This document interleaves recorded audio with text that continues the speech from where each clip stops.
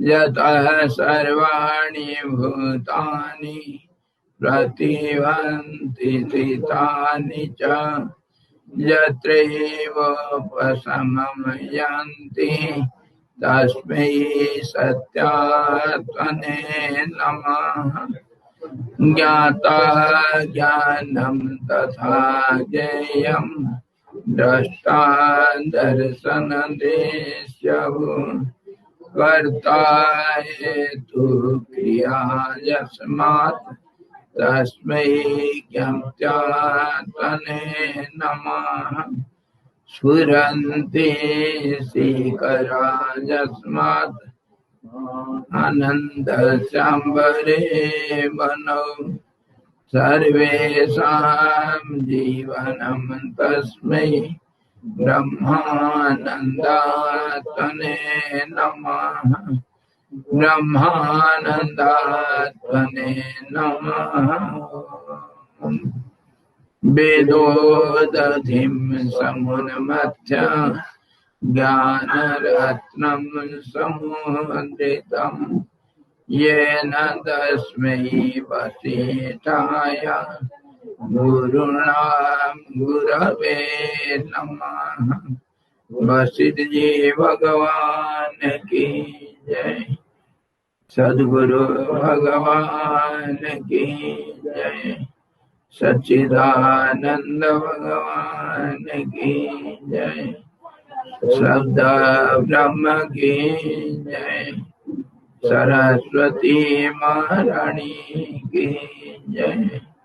जोग वशिष्ठ जी भगवान की जय।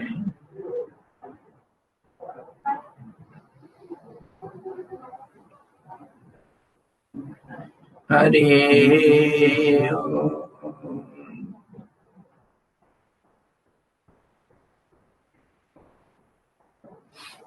एक सवाल उठा है, आज उस सवाल का छानबीन करेंगे। अभी पहले देखो, जो हमारा योग वशिष्ठ का निर्वाण प्रकरण का पूर्वार्ध और 27वां सर्ग 27th चैप्टर, उसमें हम कल देख रहे थे कि वशिष्ठ जी राम जी को बता रहे हैं कि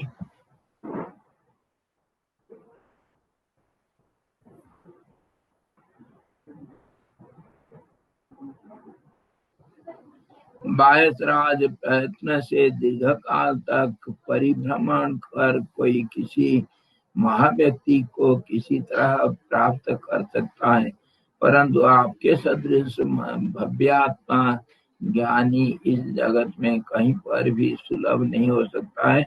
ये बात काकाभूषण जी को वशिष्ठ जी बोले थे। और फिर बोले कि जिस प्रकार किसी एक बांस के वन में ही मोती उत्पन्न होता है, वैसे ही आपके सदृश ज्ञानी जगत के किसी एक कोने में ही दिखलाई देता है। मोतियों की 8 खानों में बांस का भी परिगणन है। मोती सब जगह पर नहीं होता है। मोती बांस के जंगल में भी मिलता है करके कहा गया है। गजमुक्ता होता है, वो इसके हाथी के सिर का ऊपर भी होता है, तो वो सब हाथियों में नहीं होगा। जैसे गोलोचन गाय अथवा बैल के सिर में होता है, वो सारे गाय बैलों के सिर में नहीं होता है। कोई लक्षणवान कोई बैल होंगे उसके सिर में होता है, सबके सिर में नहीं होता। मणि सांप के सिर में होता है, लेकिन सब सांप के सिर में मणि नहीं होगा, ये विशेष रूप से होता है। तो वही कह रहे हैं कि आप जैसे विशेष महत्व ये कहीं बड़े दुर्लभ है संसार में, कहीं किसी संसार के किसी कोने में कभी मिल सकते हैं, हमेशा सब जगह पर नहीं मिलते हैं। बड़ाई करना, जिस प्रकार किसी एक बांस के बन में ही मोती उत्पन्न होता है, वैसे ही आपके सदृश ज्ञानी जगत के किसी एक कोने में ही दिखलाई देते हैं। भूषण जी, पुण्य देह एवं विमुक्त आत्मा आपका जो यह अवलोकन किया, उससे मैंने तो आज अत्यंत कल्याण कर एक बहुत बड़ा कार्य संपादन कर लिया। आपका दर्शन करके वशिष्ठ जी भूषण जी को बोलते हैं, आपका दर्शन किया मैं, ये जीवन में एक बहुत बड़ा काम कर दिया मेरे जिंदगी में, इसके बराबर कोई कार्य नहीं है।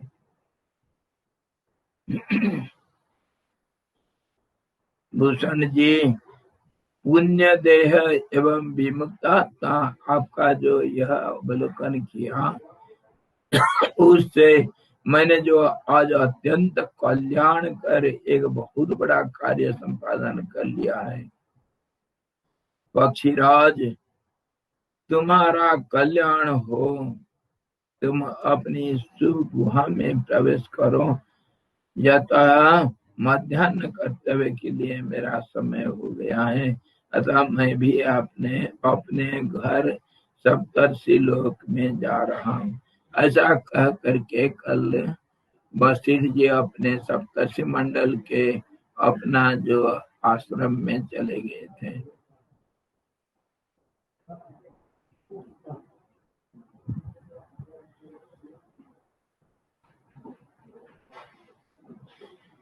और वशिष्ठ जी अब बोलते हैं राम जी को, हे श्री राम जी, आकाश मार्ग में ये तो सारी कहानी वशिष्ठ और भूषण जी का जो संवाद है वो राम जी को वशिष्ठ जी सुना रहे हैं उनके राजसभा में। हे श्री राम जी, आकाश मार्ग में कुछ दूर जा करके समुद्र में तरंग की तरह हम दोनों ही एक दूसरे के प्रति कहीं अदृश्य हो गए। भूषण का निरंतर स्मरण करते हुए अरुंधति से पूजित मैंने भी सप्तर्षि मंडल को प्राप्त कर मुनियों का दर्शन किया, दूसरे ऋषियों का दर्शन किया। उक्त भूषण संगति का समय कहते हैं कब? हे श्री राम जी, सत्ययुग के प्रथम 2 शतक जब व्यतीत हो चुके थे, कब गए थे वो भूषण जी के पास?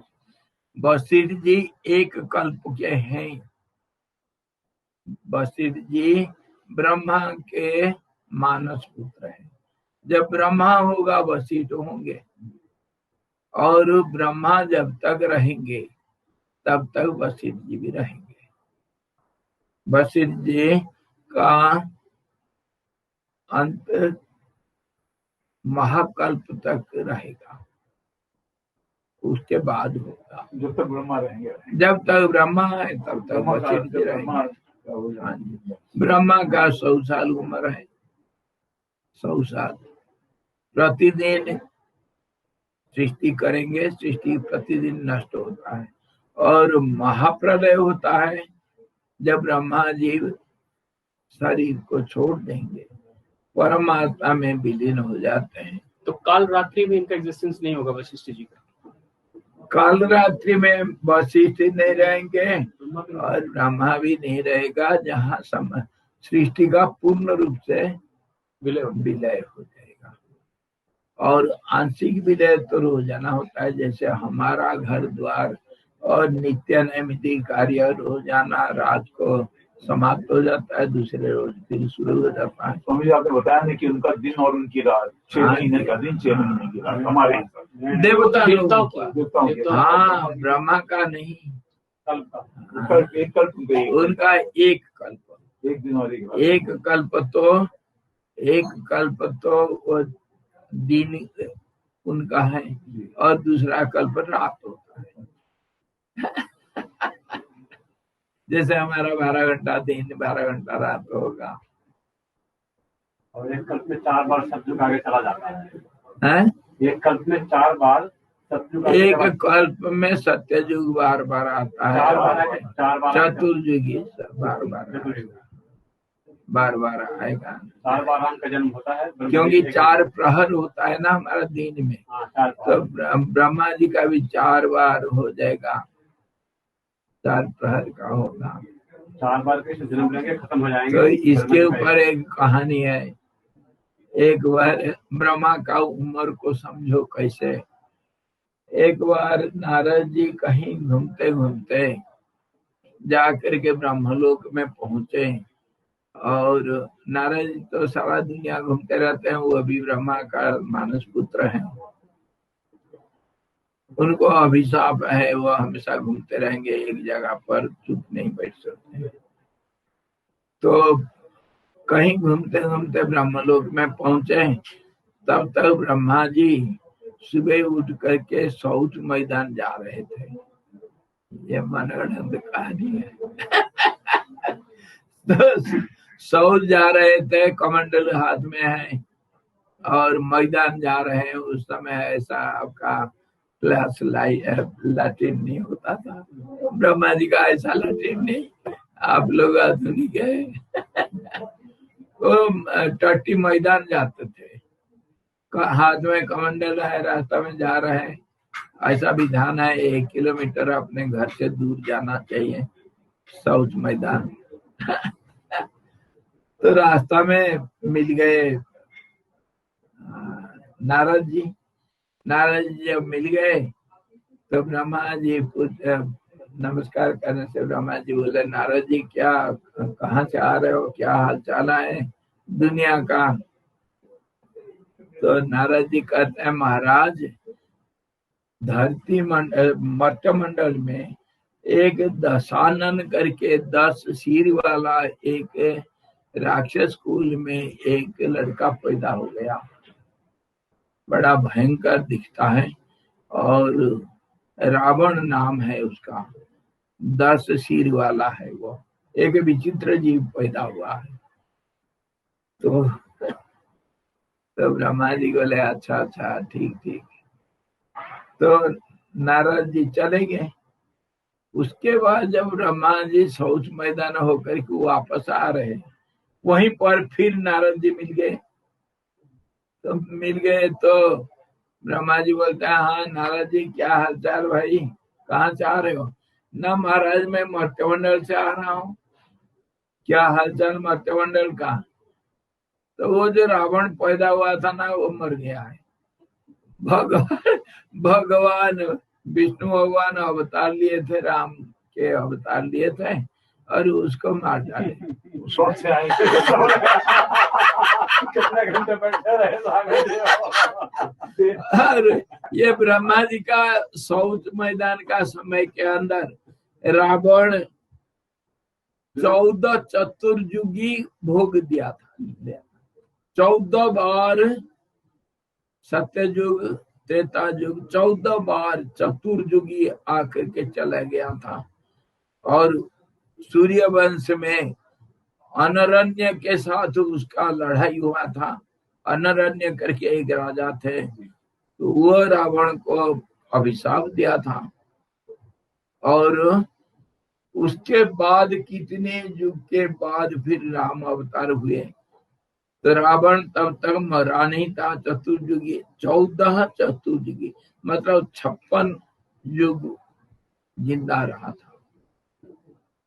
ऐसा रावण का उम्र, वो उम्र जो समय का अवधि, वो ब्रह्मा का शौच मैदान का समय।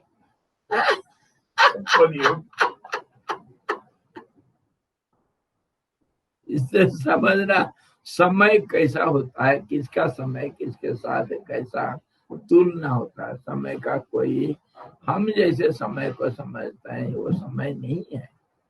कितने बार मैं बोल दिया, बृहस्पति का सूरज के चारों तरफ एक बार घूम करके आना 1 साल जब होता है, तब धरती 12 चक्कर लगा चुका है सूरज का।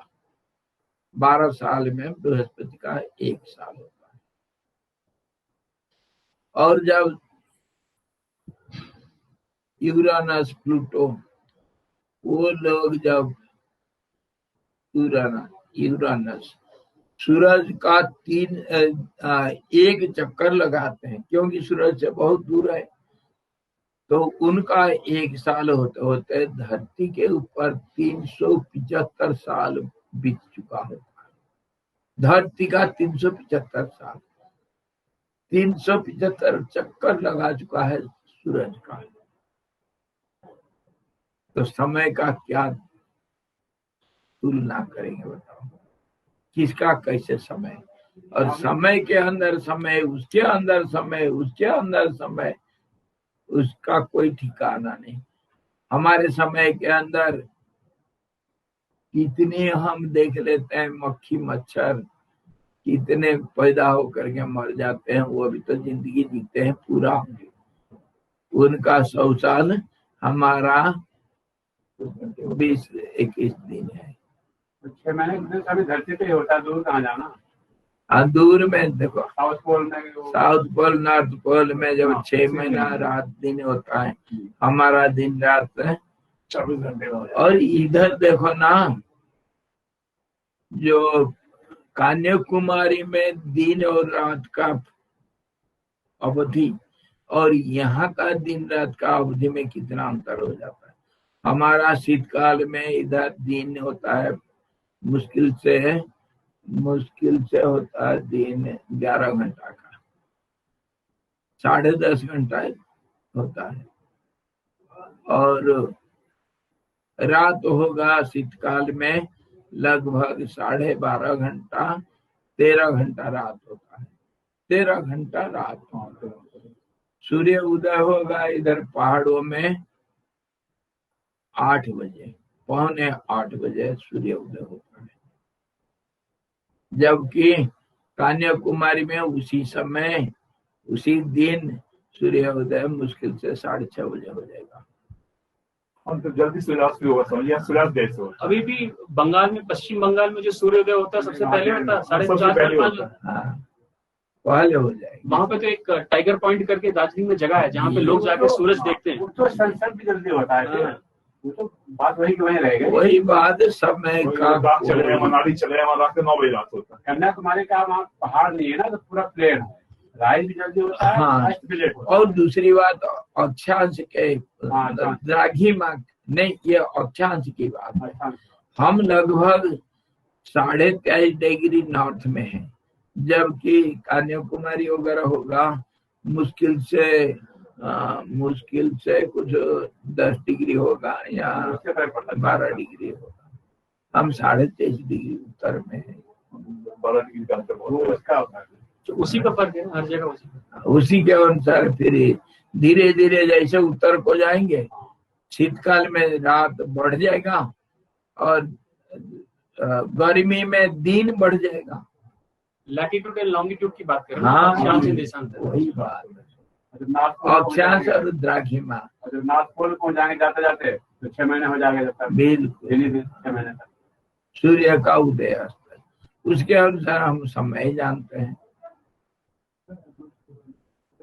ऐसे ही चंद्रमा और ये जो नक्षत्रों का गति, उसके अनुसार हम चंद्र कभी समय निर्धारित करते हैं। इसीलिए हमारे ही भारत के अंदर हम 2 किस्म के समय को जानते हैं, एक चंद्रमा और एक चंद्रमा अलग अलग। तो इस ढंग से ब्रह्मा जी का समय और काकभूषण जी कितने ब्रह्मांड देख लिए हैं।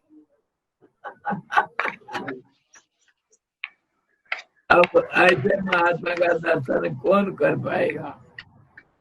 इसलिए कहते हैं श्री राम जी सत्ययुग के प्रथम 2 शतक जब व्यतीत हो चुके थे और तब मेरु पर्वत के तथा कथित कल्प वृक्ष पर भूषुंड के साथ मैंने पहल पर भेंट की थी।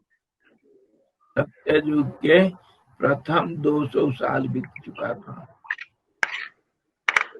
और राम जी पैदा हुए हैं त्रेता युग में। इतने लाखों वर्ष चल चुका है।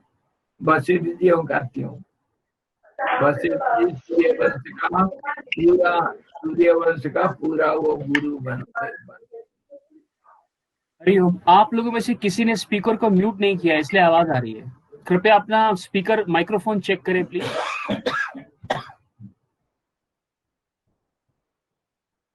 तो हे श्री राम जी, आजकल वर्तमान समय में सत्ययुग के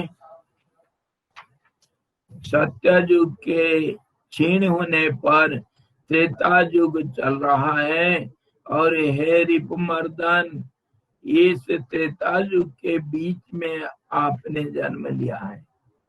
अभी अंत नहीं है, पर द्वापर के अंत में कृष्ण भगवान अवतार लिए थे। द्वापर में नहीं, द्वापर के अंत में लिया, अंत में। और त्रेता युग के बीच में राम जी पैदा हुए थे। पैदा नहीं हुए थे, भय प्रकट कृपाला दीन दयाला, हम पैदा कैसे बोलेंगे। What do you mean by avatar? Avatar. अवतार इनकारनेशन। What is incarnation? इस birth, next to next birth. पुनर्जन्म। Descending. ऐसा नहीं है, पुनर्जन्म नहीं। Descending. Incarnation same entity born again. yes, Same entity born again. taking form by his own will. It is not taking birth, taking a form to do some particular work. हे श्री राम जी, आज से 8 वर्ष पहले सुमेरु पर्वत के उसी शिखर के ऊपर ज्यों का त्यों अजर रूपधारी वह भूषण मुझसे फिर मिला था। अच्छा, मतलब इतने युगों के बाद भी, इतने सालों के बाद दोबारा भी मैं मिला था भूषण जी का 8 साल के पहले। तो कहते हैं श्री राम जी, इस प्रकार का विचित्र उत्तम भूषण वृत्तांत मैंने आपसे कहा।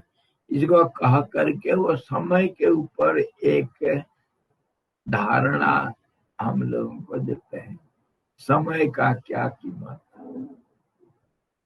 उसका श्रवण और भीतर से मनन कर जो उचित हो उसका अनुष्ठान कीजिए। जो भूषण की कहानी मैंने तुमको बोला, उसके ऊपर जो तुमको समझ में आता है उसके ऊपर विचार करो। तो हम भी थोड़ा विचार कर लें, क्या क्या हम भूषण जी का कहानी से पॉइंट वाइज क्या क्या हम सीखे। भूषण जी के कहानी से हम समय का एक कुछ धारणा हमको हुआ है, समय का, और जीवन मरण का एक अवधारणा हमको प्राप्त हुआ, और प्राण जीवन का संचालन करने वाला ये जो प्राण, ये कैसे, कहाँ पर, किस रूप से ये सबको चेष्टा प्रदान करता है, उसके बारे में भी हमको थोड़ा बहुत कुछ ज्ञान हुआ। उसके बाद प्राण को कैसे संयमित किया जाए, प्राण का असली स्वरूप क्या होता है, और प्राण कैसे विभिन्न हिस्सा में बंट करके अलग अलग काम करता हुआ अलग अलग नाम लेता है, अलग अलग रूप में काम करता है, शरीर में अथवा बाहर कैसे ये सब चेष्टाशील होता है, चेष्टा प्रदान भी करता है दूसरों को, सब जगह पर कैसे प्राण स्थित है, उसके बारे में भी कुछ हमको समझ में आया। और प्राण को कैसे संयमित किया जाए, और उसका प्राण का गति के बीच में जैसे जो गैप, एक संध्या, एक अंतराल हमको दिखाई देता है, उसके बारे में हमको बहुत कुछ, हमारा जो कुंभक के बारे में हम जो पहले हमारा जो सोच था, जैसे समझ था हमारा, उसको बहुत बदल चुका है हमारा। कुंभक किसको कहते हैं और कैसे कुंभक के ऊपर स्थिरता प्राप्त हो जाता है अपने आप प्राण का अनुसरण करने से, और वह कुंभक कैसे है, कुंभक का स्थिति कैसे, बाहर और अंदर कुंभक कैसा होता है। हम तो ये सोच रहे थे जब सांस पूरक और रेचक उसके बीच का स्थिति को हम कुंभक मानते थे पहले योग शास्त्र का कहने के अनुसार, और अभी भूषण जी के कहने के अनुसार क्या हुआ, वो कुंभक क्यों नाम पड़ा, कुंभ आकार हो जाता है, मतलब वो एक बूंद नहीं, एक डॉट नहीं, जहां वो स्थिर होता है वापस आने के लिए, वो पूरा एक कुंभ का आकार लेता है, एक घड़ा का आकार ले लेता है, तब तक नाम पड़ा है कुंभक। क्यों नाम पड़ा कुंभक करके हम समझे, बाहर जाते ही वो जो प्राण बाहर जाएगा वो प्रसारित हो जाता है और कुंभ का आकार ले लेता है, और फिर ठंडा हो करके अपान का रूप बन जाता है, और फिर पूर्ण रूप से जब बदल जाता है एक अंश रखता हुआ भी, और उसके बाद फिर वो अंतर्मुखी होने से उसका नाम कैसे रेचक पड़ जाता है, पूरक नाम पड़ जाता है, बाहर जाते हुए रेचक। और ये कुंभक रेचक में हमारा कितने कॉम्प्लिकेशन था, हाँ, बाहर कुंभक होता है या रेचक होता है, नामकरण में अलग अलग रूप से अलग अलग योगी ऋषि लोग नामकरण करते हैं, उसमें कोई कभी शंका नहीं करना और नासमझी नहीं होना चाहिए, समझना चाहिए कि कैसा होता है क्या होता है, नाम से घबराना नहीं, काम को देखना चाहिए, ये हम इससे सीखे। और वो कुंभक कभी एक समय में होगा और बाकी समय में प्राण अपान का गति होता है, ये बात भी नहीं, कुंभक लगातार है, ये भी बात देखें, कुंभक का कभी अंत नहीं होता है, कुंभक लगातार है, हर संधि में, हर संधि हमेशा कंटिन्यूअस है, उसको भी समझे हम।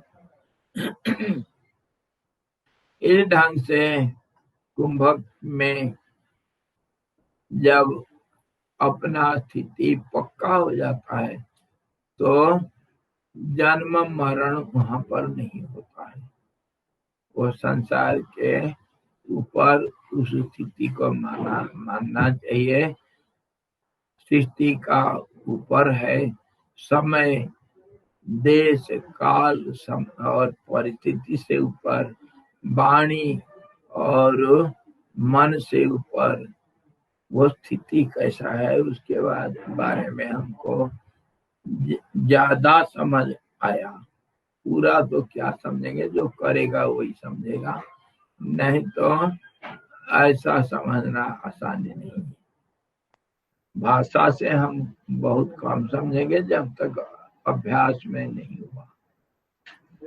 ये सारे चीजें समझे और चिरजीविता के लिए, चिरंजीवी रहने के लिए क्या क्या चाहिए, निर्विकार स्थिति कैसे होता है, उसके बारे में भी बहुत समझे। और उसके साथ साथ वो जो स्थिति नहीं होता हुआ है कैसे, और है होता हुआ नहीं है कैसे, इसके बारे में भी जो बहुत कॉम्प्लिकेटेड एक विषय है। होता हुआ नहीं है, नहीं होता हुआ है, कुछ नहीं करता हुआ सब कुछ करना, और सब कुछ करता हुआ कुछ नहीं करना।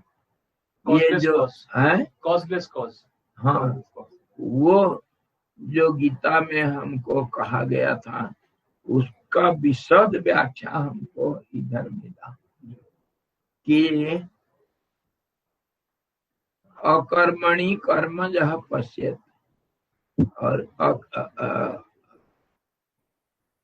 कर्मणि अकर्मजः पश्येत् अकर्मणि च कर्मजः स बुद्धिमान मनुष्येषु। इतना तो भगवान बोल दिए, सुन लिए, हम समझते, हम समझ लिए, लेकिन कुछ नहीं समझ होगा जब तक वो अकर्म का स्थिति जब नहीं प्राप्त होता है, तब तक हमको कर्म क्या है नहीं समझ में आएगा। और साधारण कर्म हम क्या समझ रखे थे, अभी हमको ये समझ में आया कि कोई विपरीत स्थिति होना अथवा बदलाव को हम कर्म कहते हैं। कुछ भी बदलाव हुआ तो उसको कर्म माना जाएगा। प्राण का भी कर्म होता है, मन का कर्म होना, और सारे शरीर हमेशा कर्म ही करता है, और इंद्रियां कर्म करते हैं, मन कर्म करता है, चित्त भी कर्म करता है, बुद्धि अहंकार ये सब मिल करके कर्म करते हैं। कर्म कैसा होता है, और अकर्म का स्थिति कैसा होगा।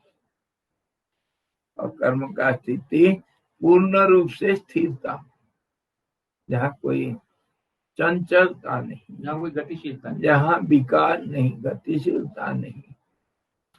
स्वामी जी, एक साधिका ने एक ऑडियो नेट भेजा है एक्सपीरियंस शेयर करने, आपकी अनुमति है? अच्छा चलो, आपको तो चाहिए, इसलिए चाय भी पी लें। तो चाहिए भी है। या खत्म करना चाहते हैं उसके बाद बता। हाँ, इसको पूरा कर लेते हैं, और फिर हमारा भी एक सवाल बाकी है। वो जो अंग्रेजी माता, जापानी माता जी बोली, उसका खत्म वो हो गया। सब नहीं, इल्यूजन और वाला अब फिर है। हाँ जी, सवाल में तो सवाल। मेल में आया क्या वापस? हाँ, उसको मैं जवाब दे रहा था, आज थोड़ा दे देंगे, उसको उत्तर दे देंगे, फिर शुक्रवार को फिर चर्चा करेंगे उसके ऊपर। बात इतना आसानी नहीं समझना, हम सोचते हैं समझ गए, नहीं, कुछ नहीं समझ, कहीं भी नहीं समझ सकता। कुछ नहीं समझते हैं। चलो इसको बोलिए। स्वामी जी, उन्होंने ऑडियो नोट भेजा है हाँ जी, अपने एक्सपीरियंस के लिए। हाँ जी, 6 तारीख को 4 बजे ध्यान में बैठी। नहीं, थोड़ा जोर से आवाज नहीं, आप सुन करके बता दो, मेरे को सुनाई नहीं देता। ब्लूटूथ है नहीं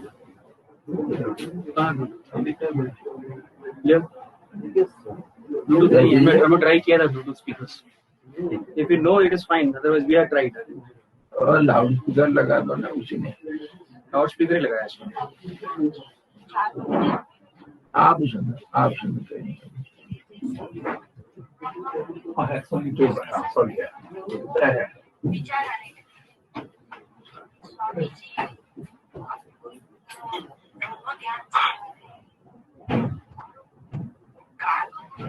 माइक की बात कीजिए।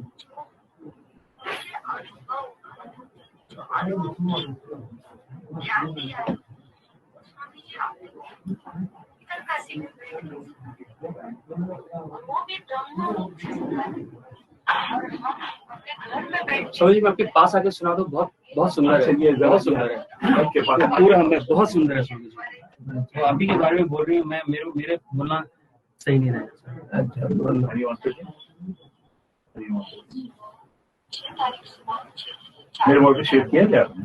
मैं देखता हूँ, मैंने आपके मोबाइल पे शेयर किया, देखता हूँ मोबाइल पे शेयर मेरे मन में बहुत विचार आने लगे।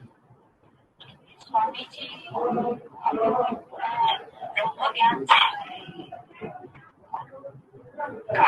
श्रुति जी ने जो उनके अनुभव अनुभूति जो अलौकिक ज्ञान दिया है, वो स्वामी जी आपने उत्तरकाशी में बैठ के सुना रहे और वो भी ब्रह्म लोक से सुना रहे और हम अपने घर में बैठ के सुन रहे हैं। ये तो कोई ना कोई बहुत अलौकिक बात है, इसके लिए हमारे ये आ रहा है। ऐसे सोच रही थी, इतने में आवाज आई अंदर से, बारिश की एक बूंद को, सूरज की एक किरण को, चंदा का तेज हो, सद्गुरु चरण का रज हो और सच आनंद हो, चिदानंद हो, एक आवाज आई और 3 दिन तक मेरे आंखों से पानी ही नहीं रुका। जैसे ही बात सोचती हूँ आंखों से झरझर पानी गिरने लगता है और मेरा लिखी पकौड़ी में पूर्ण गृहस्थी यानी कि संसारिक श्री, मुझे ज्ञान क्या होता है और ज्ञान किसके साथ खाया जाता है कुछ भी पता नहीं। लेकिन स्वामी जी ने बोला पेड़ का बीज, पेड़ एक बीज रूप में होता है। ऐसे मैंने मन में ठान ली, मुझे समझ में आए या ना आए, लेकिन मेरे चित्त में कहीं ना कहीं तो उसका असर होगा ही होगा। इसके लिए मैंने सुना और सुनते से इतना भी सबका धन्यवाद, कैसे धन्यवाद करूं ये भी समझ में नहीं आता है। स्वामी जी बात करते हैं, बताते हैं योग वशिष्ठ जी की बातें, वो जब चर्चा होती है एक प्रश्न वो सुनते से इतना आनंद आता है, इतना आनंद आता है, लोग नहीं आता है। और इसके हसी ने को बताया, स्वामी जी को बताना आवाज आई, क्या हो गया, ये कैसे शब्द आए, सबको बहुत ज्यादा है। हरिओम हरिओम हरिओम। बहुत बहुत धन्यवाद, धन्यवाद के लिए धन्यवाद।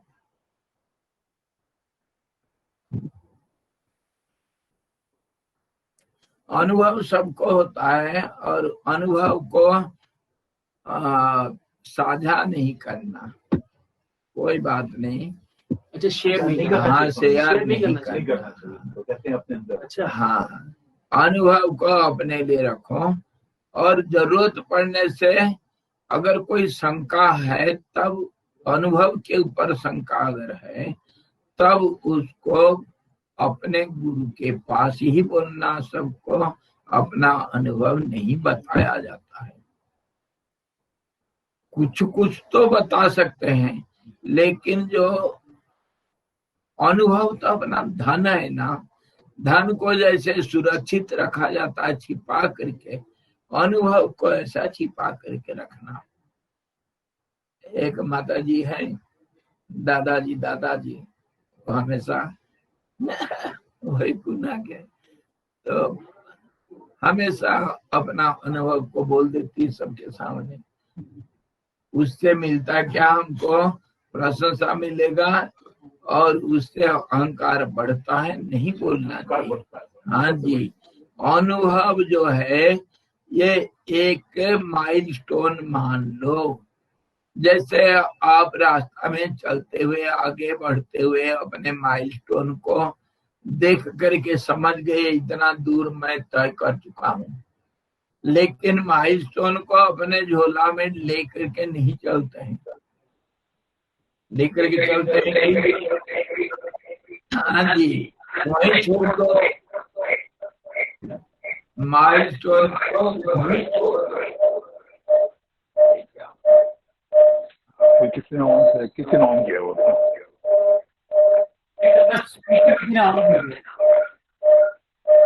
स्पीकर बंद कर दो। मेरा गुलाटी सर आपका चालू है। ओके, मेरा कैसे चालू रह गया? मैं तो कर देती है ना। स्वामी जी का बंद हो गया अभी वो स्पीकर।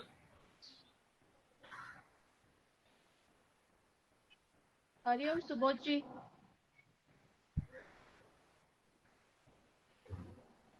हाँ, तो अपना अनुभव को दूसरों को नहीं बोलना।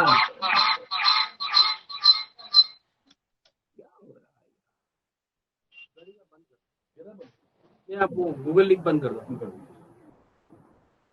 ठीक है स्वामी। अपना अनुभव को दूसरों को नहीं बोलना। अनुभव तुम्हारा धन है।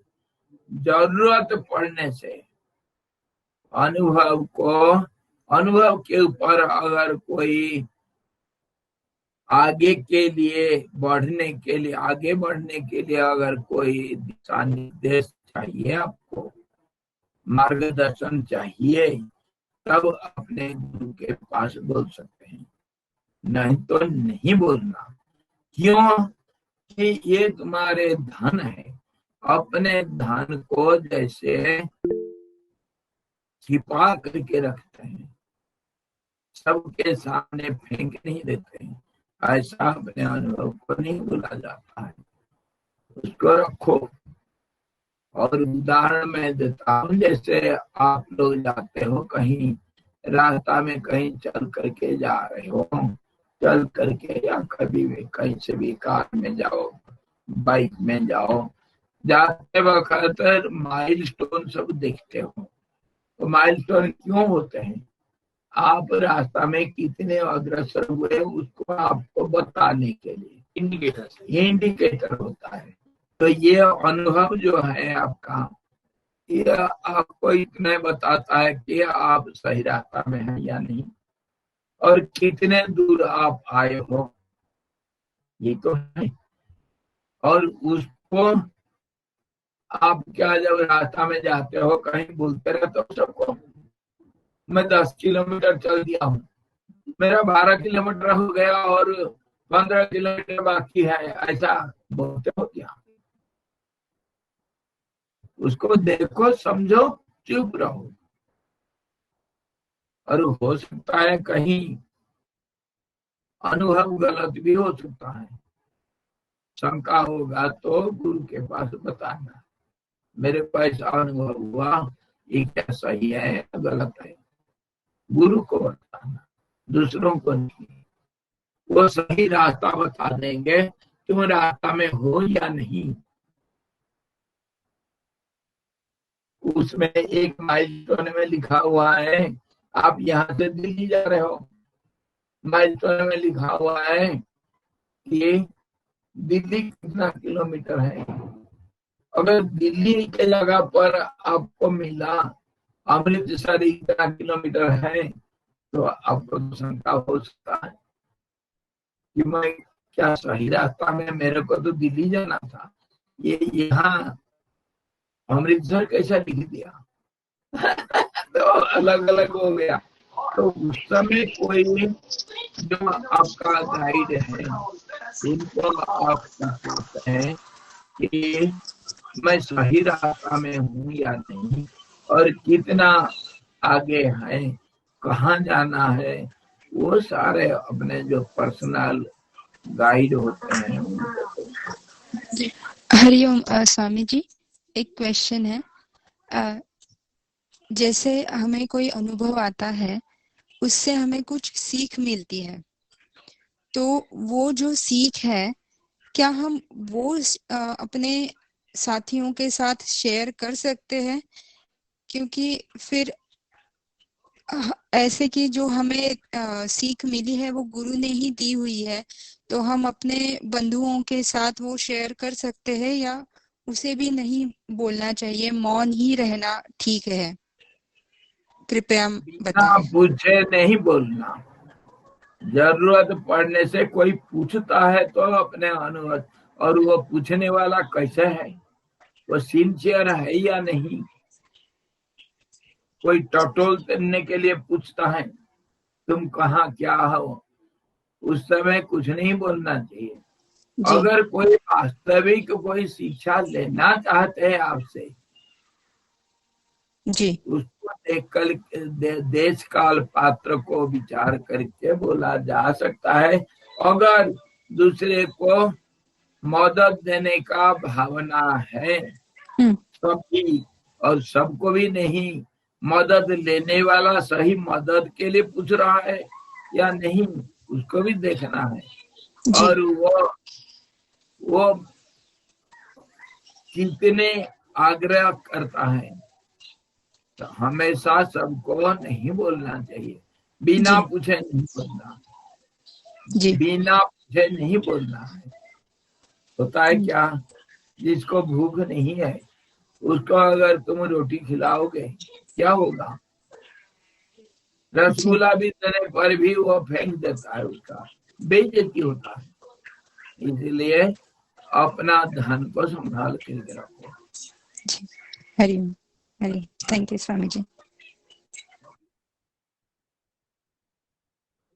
कॉन्सेप्ट मुझे समझ में नहीं आया। संधि में शंका जो है ना, वो मुझे मैं बहुत सोच रहा हूँ तो इस प्रकार भूषण जी का कहानी राम जी को समझा रहे हैं।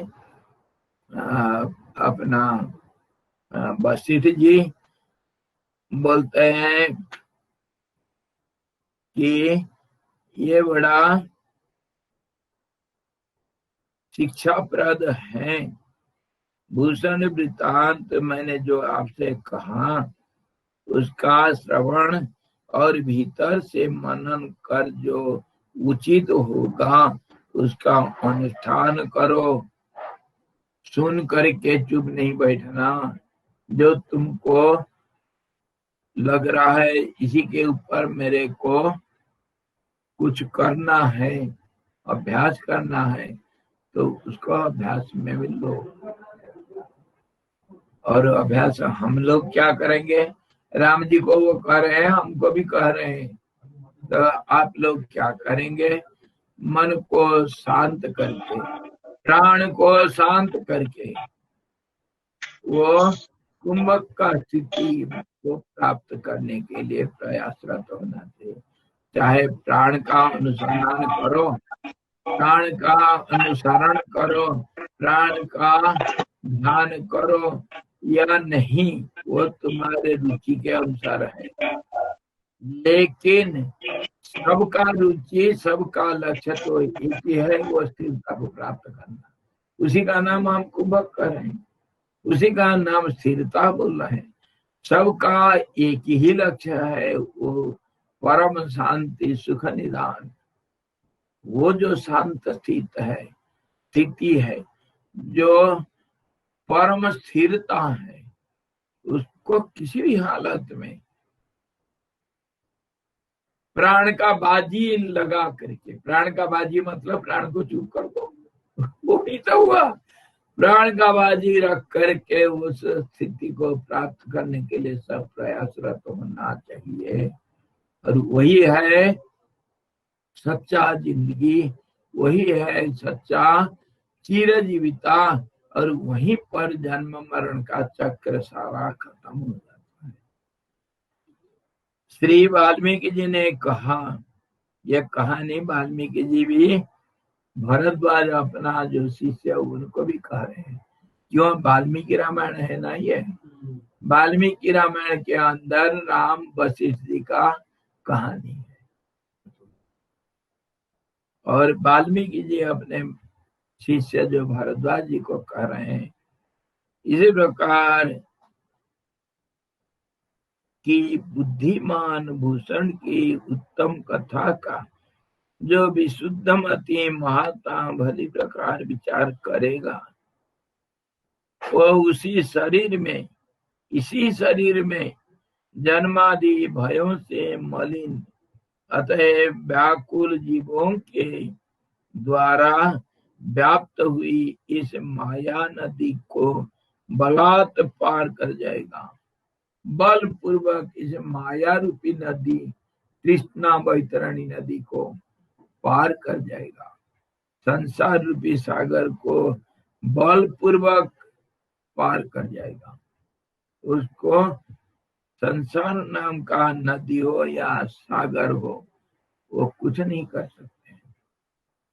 इसका मतलब क्या समझे? वाल्मीकि जी भारद्वाज जी को बोले, ये कहानी सुनते ही, खाली कहानी सुनते ही, हम कहानी किस लिए सुनते हैं? याद करके दूसरों को बोलने के लिए, इसीलिए सुनते हो क्या? कहानी, हर कहानी में कोई मतलब होता है, मतलब मोरल होता है, मोरल उसका सार होता है।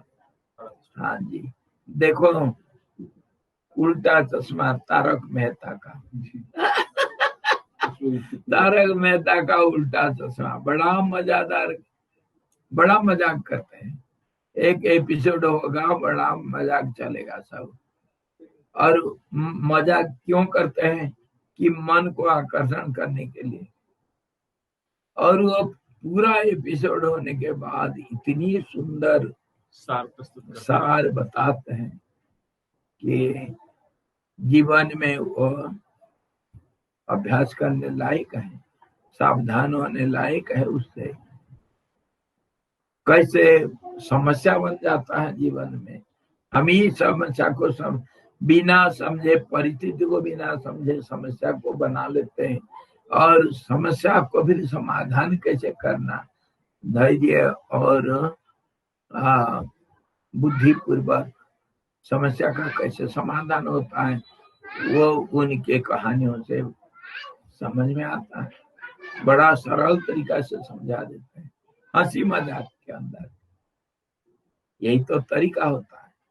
तो कहानी होता है तो कहानी सुनने से बड़ा आनंद आता है, लेकिन कहानी का जो सारांश है उसको जीवन में उतारना चाहिए।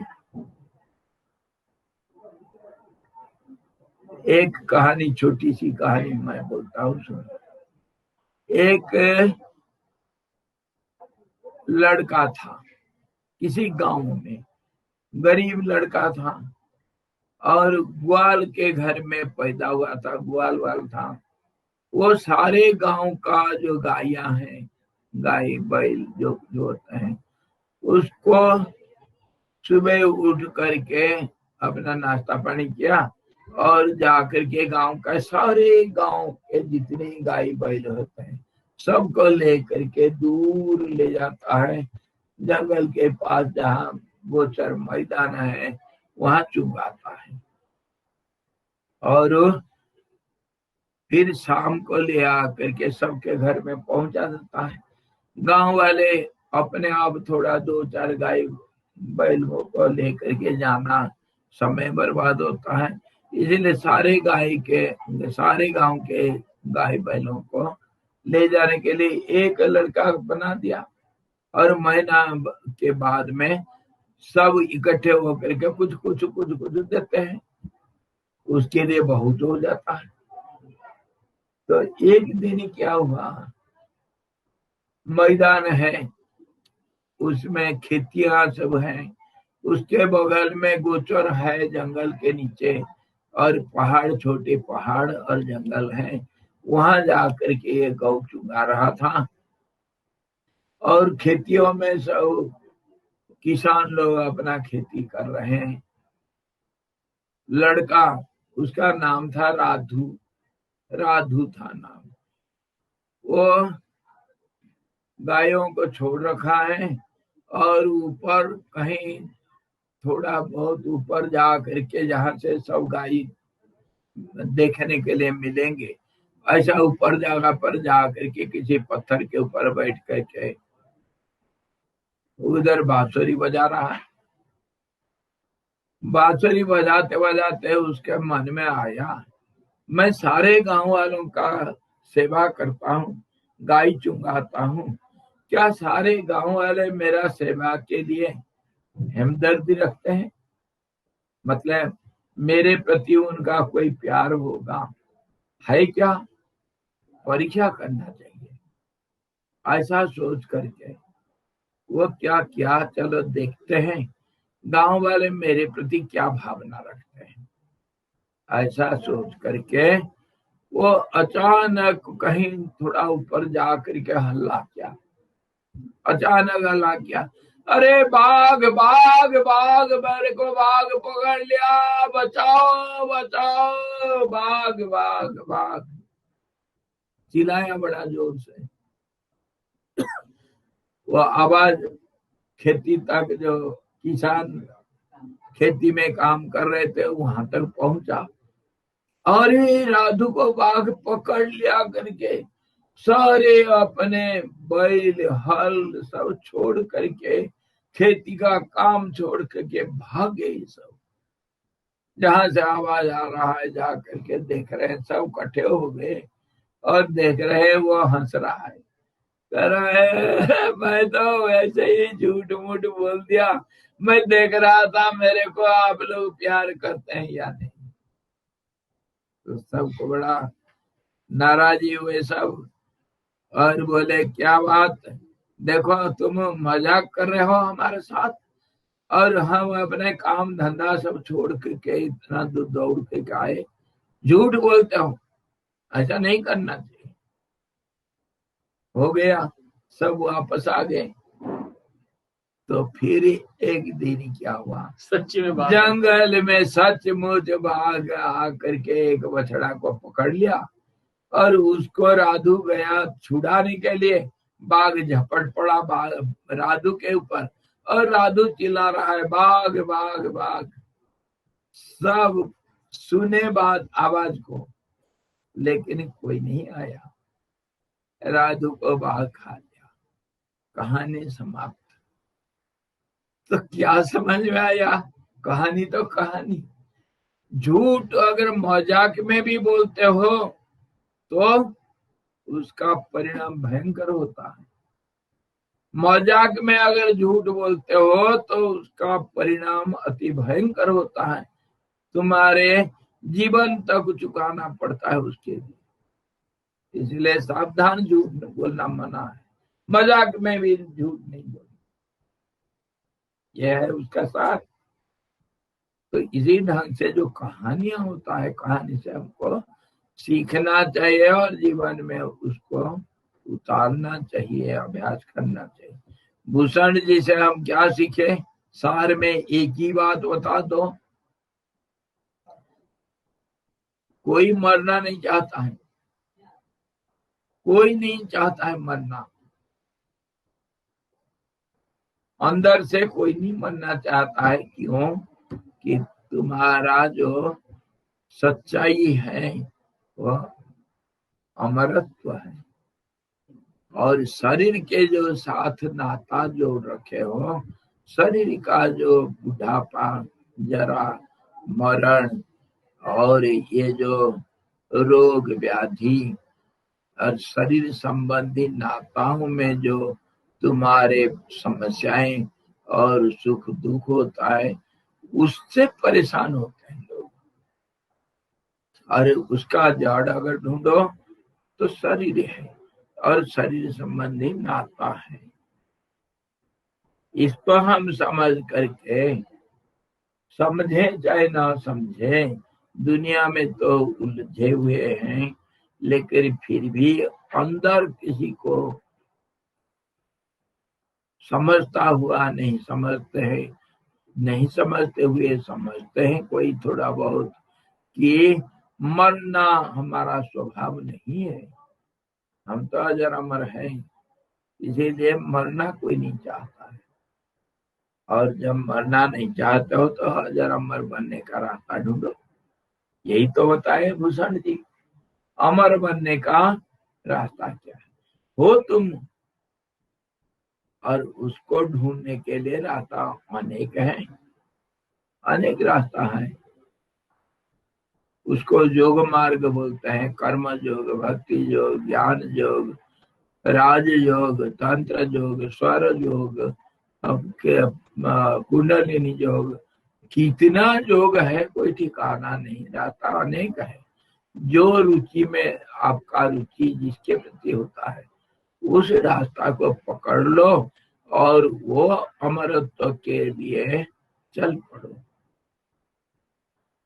अभी कहाँ विश्राम, पथि करे अभी कहाँ विश्राम, रुकना तेरा काम नहीं है, चलना तेरा काम, पथि करे अभी कहाँ विश्राम।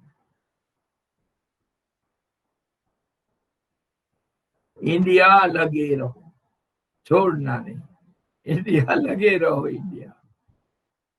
तो यही हम अपना जो भूषण जी के कहानी से सीखे, वो संसार को एक तिल के बराबर भी नहीं समझते हैं, तभी तो संसार के ऊपर बैठे हैं।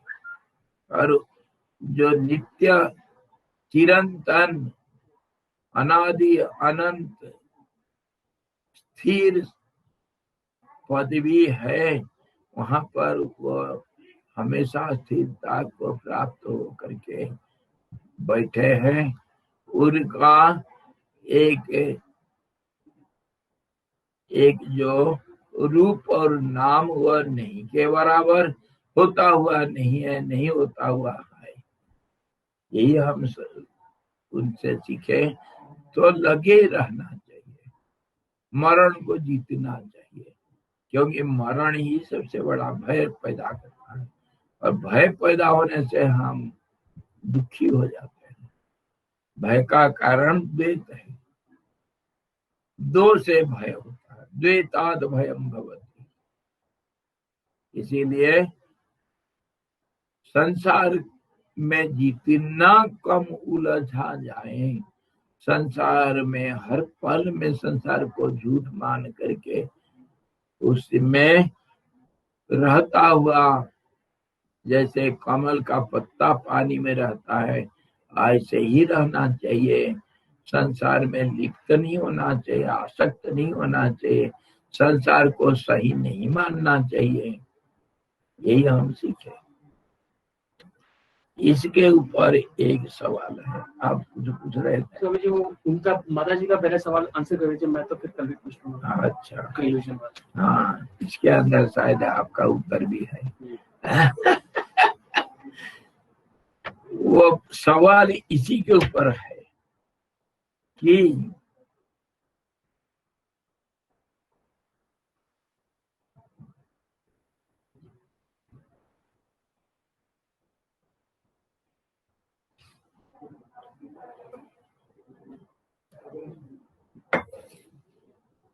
भूषण जी बोल दिए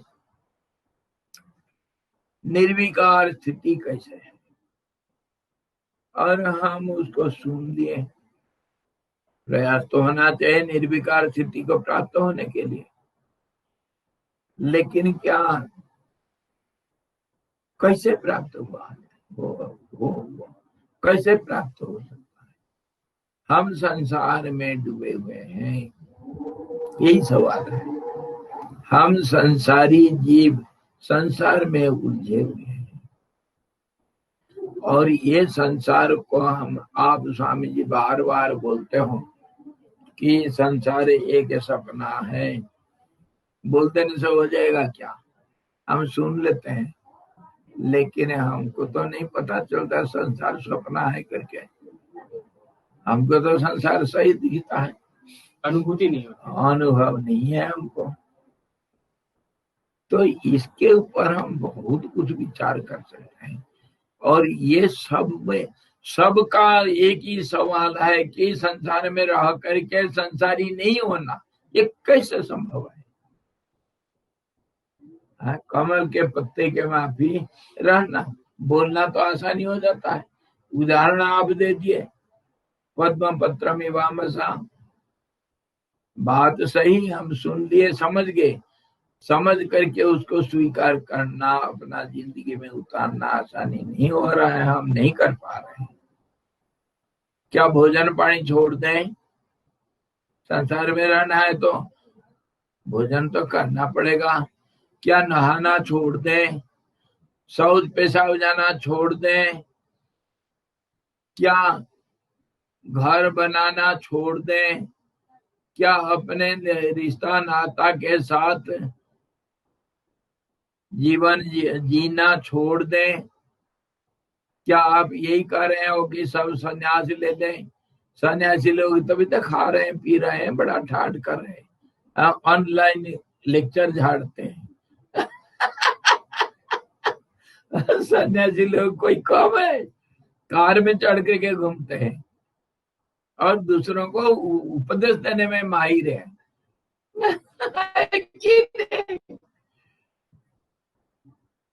पंडित जी भट्टा खाई, दूसरे को ज्ञान बताई। ज्ञान बता देना तो बड़ा आसानी होता है स्वामी जी। आप बशीर जी जोग बशीर पढ़ के क्या आपका कंठ हो गया, बड़ा भारी लेक्चर झाड़ते हो।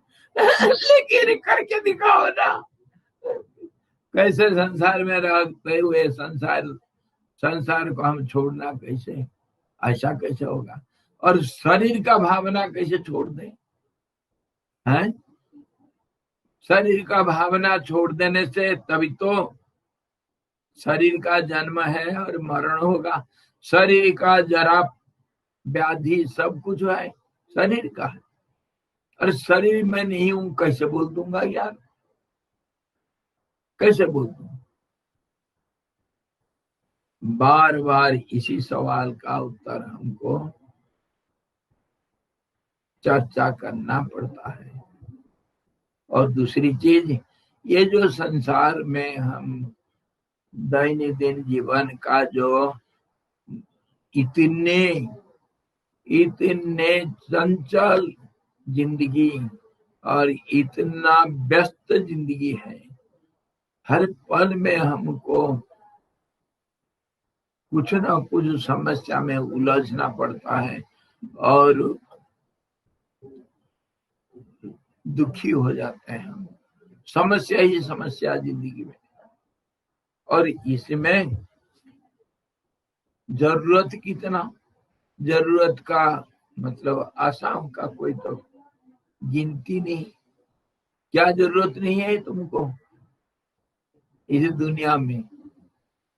आज 100 रुपया है तो कल को मुझे 1000 रुपया चाहिए। 1000 सती सहस्रम इच्छति सहस्रम लक्ष्यम यते। जिसके पास 100 है वो चाहता है 1000 रुपया चाहिए। जो 1000 रुपया जिसके पास है उसको 1 लाख चाहिए, लाख करोड़ चाहता है। टाटा बिरला अंबानी को रात को नींद नहीं आती, गोली खा करके सोते हैं। कैसे हमारा काम आगे बढ़ेगा? तो क्या हम संसार में रह करके संभावना है? इसका रास्ता क्या है? ये सबका सवाल है। और वही सवाल वो जापानी माता जी भी की है कि आप तो बोल दिए संसार इल्यूजन है, इल्यूजन है, ड्रीम की तरह। हाँ मैं मान लेता हूँ संसार एक स्वप्न है। स्वप्न में जैसे काम होता है ऐसे होने दो। और संसार प्रकृति का देन है। प्रकृति है क्रियमाणानि गुणैः कर्माणि सर्वशः, आप बार बार बोलते रहते हो। तो संसार प्रकृति का बना हुआ है, प्रकृति सब कुछ करती है। तो इसके ऊपर सवाल उठता है तो फिर हम क्या करें? अगर प्रकृति से सब कार्य होता है और संसार एक स्वप्न है, अपना जिंदगी एक लंबी स्वप्न की कहानी है, तो फिर मैं क्या करूं? क्या ये जप तप सत्संग शास्त्र अध्ययन और गुरु बातों का श्रवण और अनुष्ठान, ये सब का क्या जरूरत है? मन की मॉड्यूलेशन से स्थिर हो जाएगा मन, तो फिर ये सुख दुख आपको टच नहीं करेगा। सवाल तो ये उठता है, हम क्यों करें जब प्रकृति करेगी? हम, मैं कौन हूँ, मैं क्यों करूं? हम कर्मशील, कर्म करना हमारा गतिशीलता है। तो कर्म करेंगे ना, आप कर्म करोगे तो फंसोगे। यही तो सवाल उठता है, कर्म करोगे तो फंसोगे। स्वभाव तुम्हारा कर्म करना, करो और फंसो। तो इसको तुम बार बार कहते हो संसार में नहीं फंसना, नहीं फंसना, रटने से थोड़ी होता है। अनासक्ति के साथ कर्म करना। तो बात यह है, मैं क्यों साधना करूं? प्रकृति सब करती है। जब अगर प्रकृति सारे कार्य को संपादन करती है, यही तो गीता में कहा, और आप भी बोल रहे हो, सारे शास्त्र यही बोलते हैं कि तुम कुछ नहीं करते हो, सब प्रकृति माया का कार्य है। इसको दूसरे भाषा में बोलते हैं। कोई कहता है माया का कार्य है, कोई कहता है प्रकृति करती है, कोई कहता है सारे शक्ति का खेल है। The whole world is nothing but play of energy। तो एनर्जी करता है तो मैं क्यों करूं, कुछ करूं? मैं क्यों करूं और मैं कैसे करूं, कैसे करूं, क्यों करूं, क्या करूं, ये सवाल उठता है। तो इसका क्या जवाब है आपके पास? प्रकृति करती, करने दो। तो यही तो सबसे बड़ा सवाल सबके अंदर हमेशा, यह आज का सवाल नहीं और आपका सवाल नहीं, ये सबका सवाल है।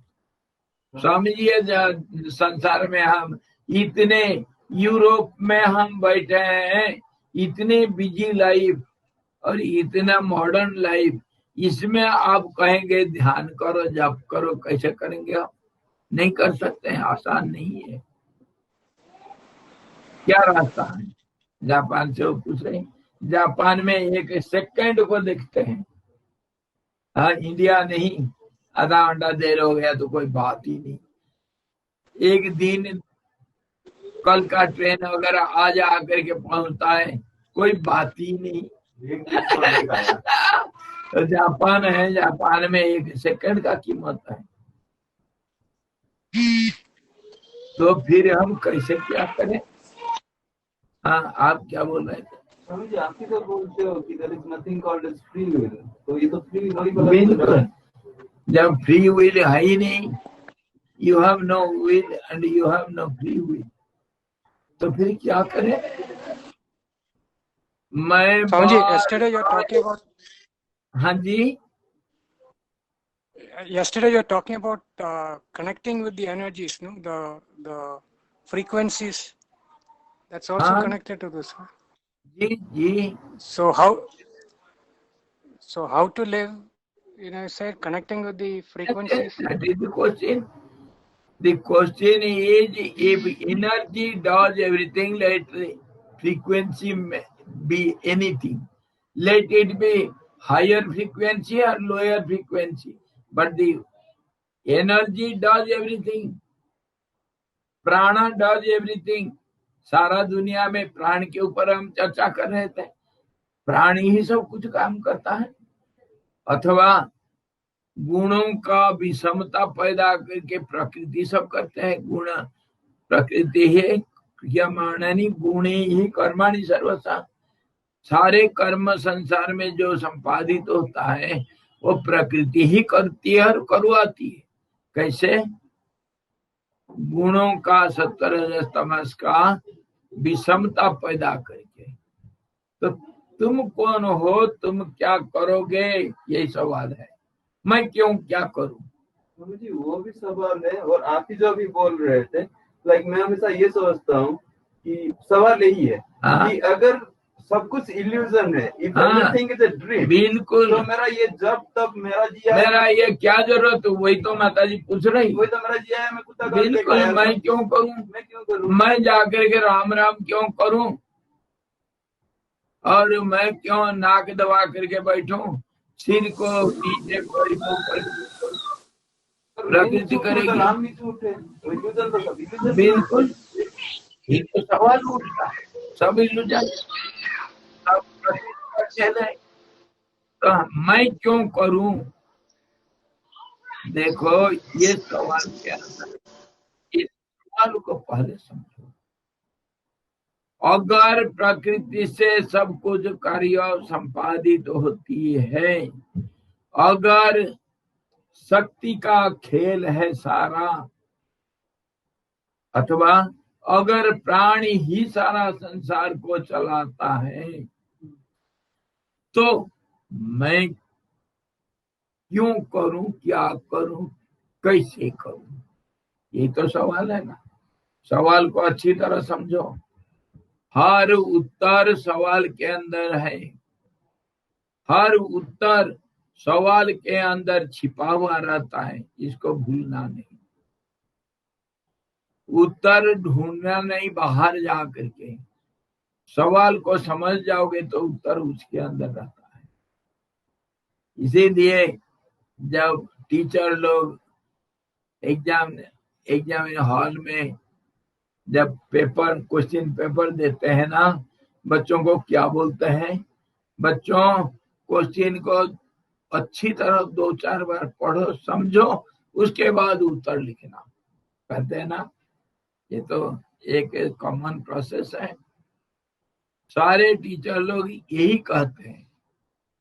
प्रश्नों को अच्छी तरह पढ़ो, समझो प्रश्न क्या पूछ रहा है, उसके बाद उत्तर देना।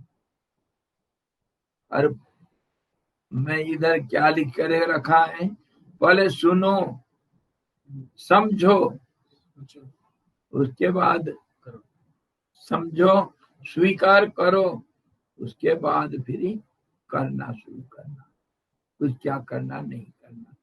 तो सवाल उठता है, अगर प्रकृति से सारे कार्य होता है, प्रकृति लो, प्राण को लो, एनर्जी लो, कुछ भी लो, मैं नहीं करता हूं, सब प्रकृति से हो रहा है। दूसरा माया लो, कुछ भी लो, एक ही चीज का अलग अलग नाम है। जब प्रकृति सारा काम करती है और करवाती है, मैं क्या करूं, क्यों करूं, कैसे करूं, ये तो सवाल है। पहले देखो, अगर प्रकृति करती है, मैं बार बार बोलता हूं, सुनो, कान खोल करके, आंख खोल करके देखो, कान खोल करके सुनो, लिख करके रखो, बड़े बड़े 1-1 फुट का अक्षर बना करके लिख करके रखो अपने सामने। अगर मगर इधर नहीं चलता है, यहाँ अगर मगर नहीं चलता है, तुम अपने को पूछो कि तुम प्रकृति सारा काम करता है करके मानते हो क्या? मान लिया तो तुम्हारे अस्तित्व खत्म, सवाल नहीं उठेगा। आई समझ में? अगर करती है, अगर क्यों, मतलब तुम्हारी शंका है ना, पहले उस शंका को दूर करो, उसके बाद में सवाल पूछना। पहला शंका है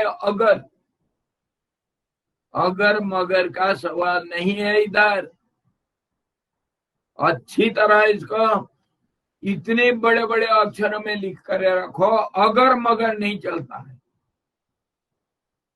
कुछ भी चीज पूछना है तो निश्चित रूप से पूछना। तुम्हारे प्रश्न में शंका है, उत्तर में क्या दूं, है कि नहीं? Very subtle point, you have to understand how the question has come. तुम्हारे सवाल में तुम्हारे भरोसा नहीं, तुम जो पूछ रहे हो, है कि नहीं माता जी? अगर प्रकृति करती मतलब तुम नहीं जानते हो ना, नहीं मानते हो ना प्रकृति करती है करके, फिर सवाल क्यों करते हो? जब प्रकृति करती करते तुम्हारे मन में वो नहीं है, अगर पूछते हो, अगर लगा कर पूछते हो, स्वामी जी अगर हट गया तो कंप्लीट सरेंडर ही हो जाएगा। तो वही तो मैं कह रहा हूँ, तो तुम्हारे अपने ऊपर तुम्हारे भरोसा नहीं और सवाल कर रहे हो हैं? तुम क्या पूछ रहे हो उसके ऊपर तुम्हारा भरोसा नहीं। मैं क्या पूछ रहा हूँ, मैं तभी तो बोलता हूँ तुम जो बोलते हो क्या बोलते हो तुमको पता नहीं। तुम सवाल पूछ रहे हो, क्या पूछ रहे हो तुमको पता नहीं और सवाल पूछने लगे। अरे कम से कम तो समझो क्या पूछ रहे हो। Swamiji, Anand Swamiji here. As long as thinking process is there, this question will be there, Swamiji. Pardon? जब तक हम सोचते हैं ये सवाल तो उठते रहेगा। नहीं, वही तो सवाल उठता रहेगा, इसीलिए कि हमारे मन में समाधान नहीं है। अगर मगर से अगर रहेगा तो जरूर उठेगा सवाल, अगर नहीं चाहिए। इधर मेरा कहना ये जो बहुत सटल पॉइंट है, अगर को हटा दो। जब सवाल करते हो अगर लगा करके, if the nature does everything, that when you are using that if word, that shows you have no confidence on your question. You are doubtful on your question. Swamiji, till the point. पूछना सीखो। हाँ जी Swamiji, till the point the surrender has not been complete, there is still a question of what to do. What to do and how to do and when to do, who has to do, all these questions are to be solved afterwards. The first question, what is the question? The first question is, what is the question? Don't be doubtful on your question. Be clear on your question. That is my demand from you. Be clear. What are you asking? When you are asking a question, don't use if or but. Now put the question and answer is there. Swamiji, without assuming that I am there, I is there, how can I ask the question? That is the thing. If you are there, let you keep up your identity. Is it identical with the nature or it is different from the nature? That is the question. When you are different That from is why the nature, just hear me. That is why the question is coming. You are different from the nature. You say nature does everything.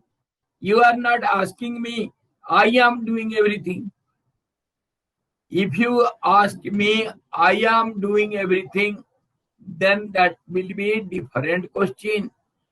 When you are asking me, nature does everything, that means where is your identity? Whether you are one with the nature or you are different from the nature, then only question will be solved. Did you follow? Yes, Swami. Who are you? Who is putting the question? And how do you put the question? With if or but. That means you are doubtful on your question. You are not sure on your question. When you are not sure about your question, how can I answer your question? So, try to understand. Where do you stand and who are you? Swami ji, वो पता होता तो हम लोग योग Vashishtha class नहीं आते। स्वामी जी, वो नहीं पता इसलिए आते हैं। अरे पता तो लगाने के लिए तो है। तो इसको ये सवाल जो हुआ, ये सवाल में इफ और बट को इस्तेमाल नहीं करना, तब एक निश्चित रूप से कुछ एक निश्चय में हम पहुंचते हैं। पतंजलि बोलते हैं कि नेचर डज एवरीथिंग। हाँ, जो साधना हम करते हो तो एवरीथिंग के अंदर आ गया ना। the moment you accept nature does everything, साधना के लिए चल तो रही है तो then I am coming to that point. हाँ, और उसकी प्रेरणा भी आपके संस्कार की हाँ है। जी, just hear me. Try to understand who are you and how is your identity. Is it made by the nature? Is it within the nature? First of all, you have to answer this question. Is it, are you one with the nature? Have you been made? That means whether your identity is made by the nature. When you say nature does everything, that means you are within the nature. Understood now? You are within the nature. Your identity is formed by the nature. That point you have to understand clearly and accept it. Right, sir. And if there is some meditation, sadhana, japa tapa meant for you, that yoga is being अरे created वो by- जब तक को मारो गोली, that is a path nature has given you. वो nature जाने। पर वही- तो ये तो बात स्वीकार करो कि नेचर तुमको बनाया है, इसको स्वीकार कर लो। इसको स्वीकार करते ही सारे सवाल खत्म। नेचर तो करते हैं, तुमको क्यों चिंता पड़ा है? तुमको क्यों चिंता पड़ा है? क्या करूं, कैसे करूं, कब करूं? फिर अगर तुम्हारा काम डेविलिश हो या डिमिनिश हो तो उसी के साथ हो, वो प्रकृति करेगी। वो संस्कार का प्रेरणा वैसी साइकिल चलती रहेगी। बिल्कुल। क्या तुम कभी पूछते हो स्वामी जी, वो लड़का जो मेरे सामने खड़ा है वो रसगुल्ला खा करके उसको डायबिटीज हो रहा है, मैं क्या करूं, कैसे करूं? ये पूछते हो कभी? दूसरे के बारे में तुम क्यों पूछते हो? प्रकृति जब कर रही है तो तुम क्यों सवाल करते हो? यही तो सवाल है। प्रकृति से तुम अलग हो या तुम ही प्रकृति हो, इसको पहले समझो। प्रकृति शुरू कहाँ से होती है, कैसे होती है, उसको पहले समझो। तब फिर प्रकृति कैसे कर्म करवाती है उसको समझो। प्रकृते है क्रियमाणानि गुणे ही कर्माणि सर्वसा। कर्म मतलब क्या, पहले समझो। कर्म मतलब परिवर्तनशीलता को कर्म कहते हैं। संसार में कुछ भी है परिवर्तनशील, जो कुछ भी है उसके अंदर तुम खुद हो या नहीं। अगर तुम शरीर मानते हो तो तुम प्रकृति का एक कठपुतली हो, मानो इसको, तो फिर सवाल नहीं उठेगा मैं जब कैसे करूं, तब कैसे करूं। अरे तुम तो कठपुतली, बुढ़ा होना कौन चाहता है? बूढ़ा वो प्रकृति होगी, तुमको क्यों पड़ा है? हैं? ये पहला सवाल है। ये तो intellectually when you are asked to contemplate, you have to contemplate in this way. Who am I? Where do I stand? How is my identity? Whether it is made by the nature or it is different from the nature. If it is different from the nature, what it is? If it is within the nature, made by the nature, ये China made है या India made, पहले देखो। China made है तो उसको त्याग दो। Swami ji, what is this nature first of all? वही तो उसको समझना चाहिए। बिल्कुल सवाल, पहला सवाल ये होना चाहिए कि what is nature. Nature means the and whose nature?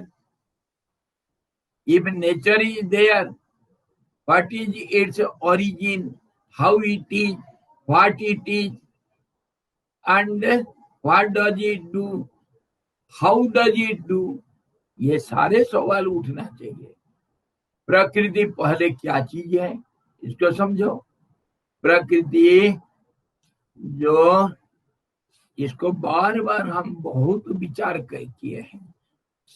प्रकृति मतलब स्वभाव, स्वभाव, भाव मतलब आपका जो अंतर्निहित गुण है उसको कहते हैं स्वभाव।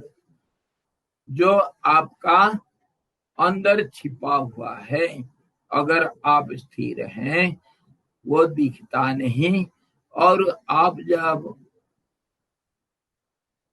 चलनशीलता को स्वीकार करते हैं, आप अगर मूवमेंट करते हो तो आपका वो स्वभाव हुआ।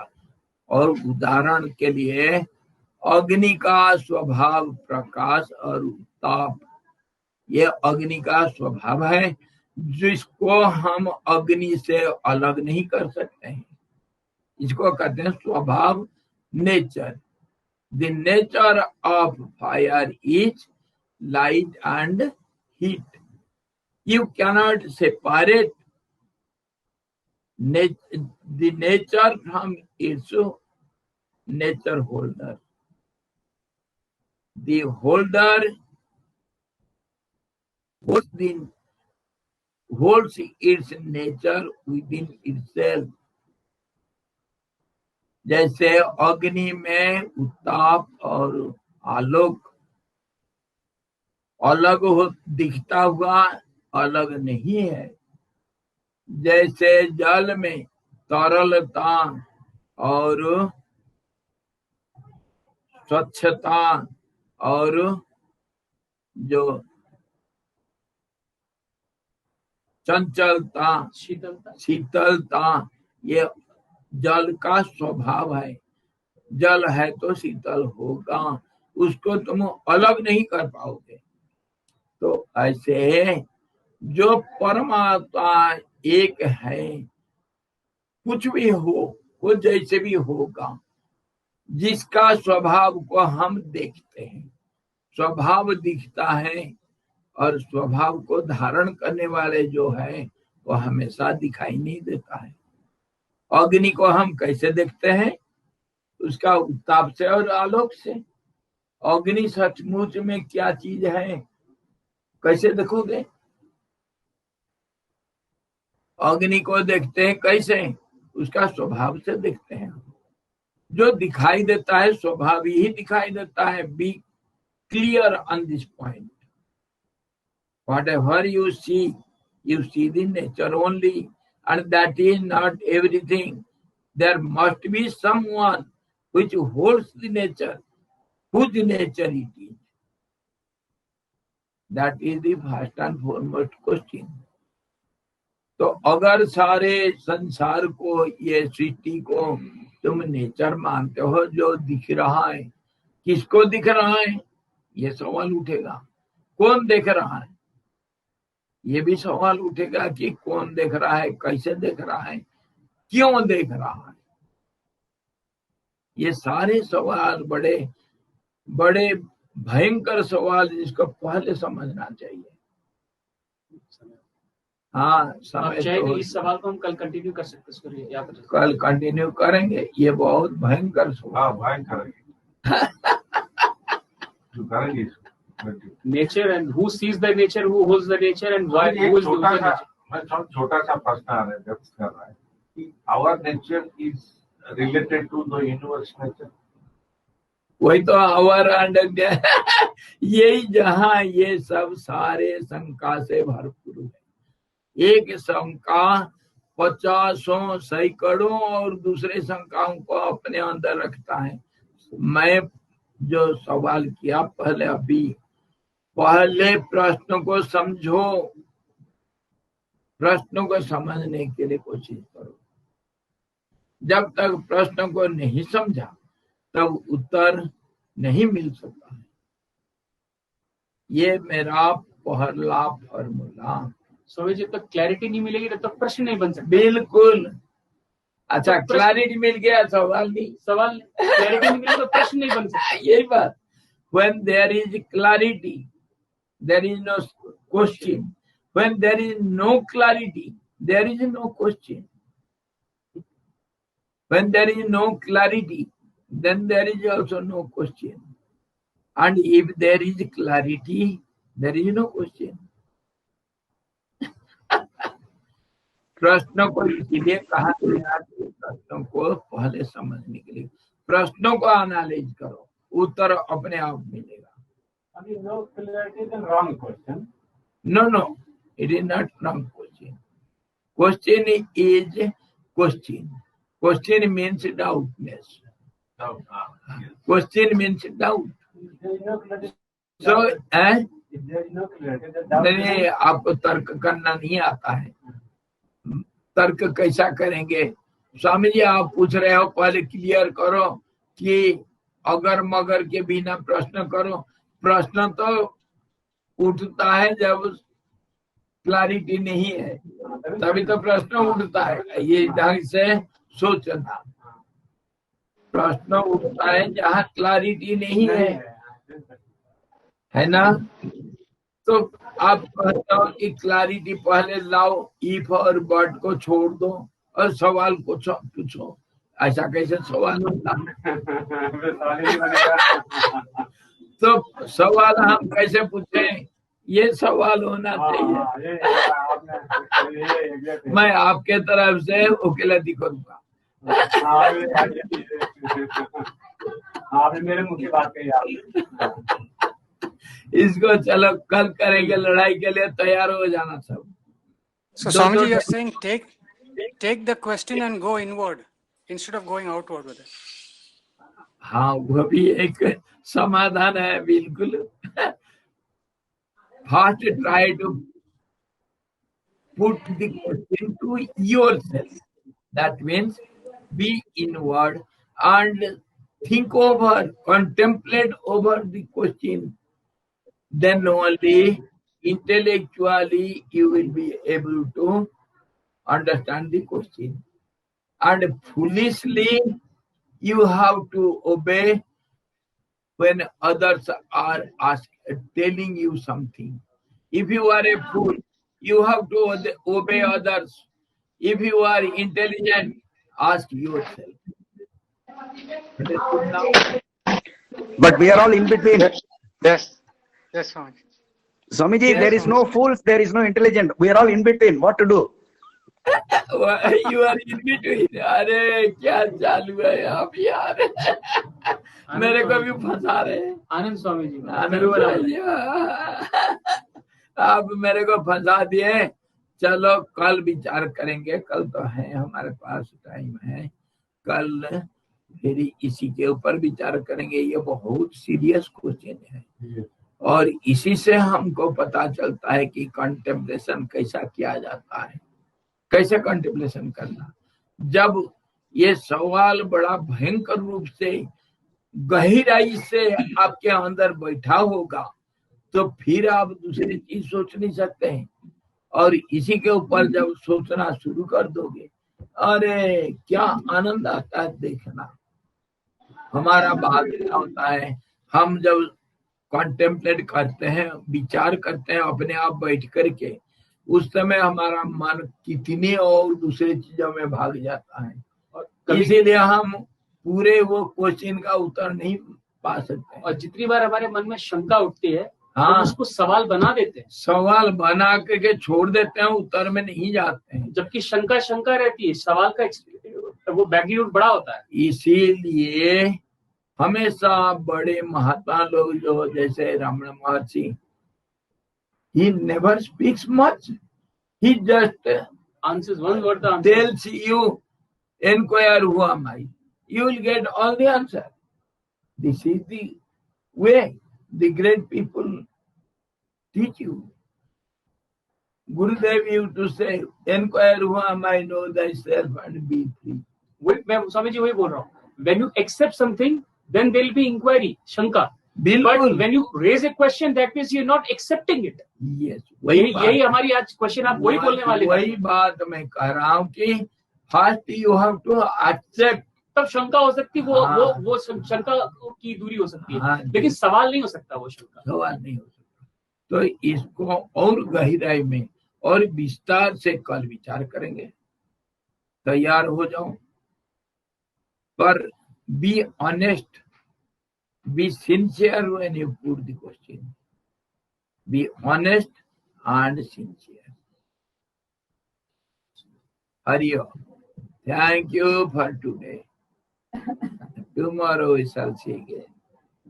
Hari Om Purnamada Purnamidam Purnada Purnamudachyate Purnasya Purnamadaya Purnamevavasichyate. Om Shanti Shanti Shanti.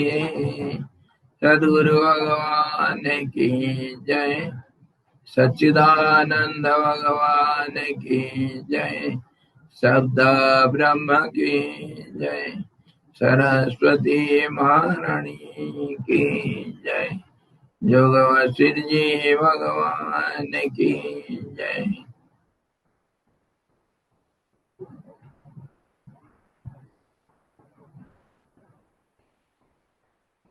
Hari ओम।